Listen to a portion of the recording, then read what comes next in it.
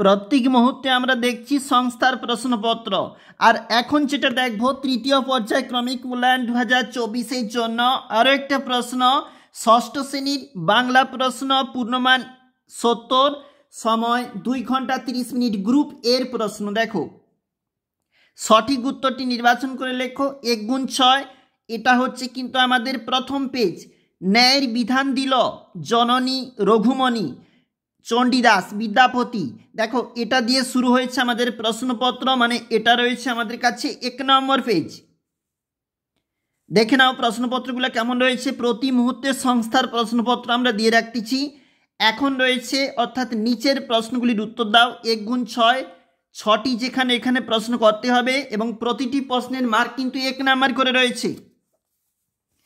চলে যাব আমরা 2 নাম্বার পেজ। এটা হচ্ছে আমাদের 2 নাম্বার পেজ। দেখো মায়ের বেশ মলিন এবং কেশ রুক্ষ কেন, 2 নাম্বার করে রয়েছে।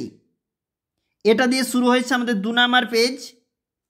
একটু নিচে চলে যাব, যেখানে পরের যে প্রশ্নপত্র, নিচের প্রশ্নগুলির কয়েকটি বাকি উত্তর দাও। 4টি, 4 গুণ 5 20 নাম্বার রয়েছে মোট। অবশ্যই দেখবে যুদ্ধ করিল প্রতাপাদিত্য, প্রতাপাদিত্য কে। একটু নিচে চলে যাব প্রশ্ন, এটা হচ্ছে 2 নাম্বার। এবার দেখো 3 নাম্বার পেজ। 3 নম্বর পেজে যেখানে প্রথম প্রশ্ন, হিজিবিজবিজের মতে আসামি কাকে বলে, এটা হচ্ছে আমাদের পরের যে পেজটা তোমরা দেখতে পাচ্ছ।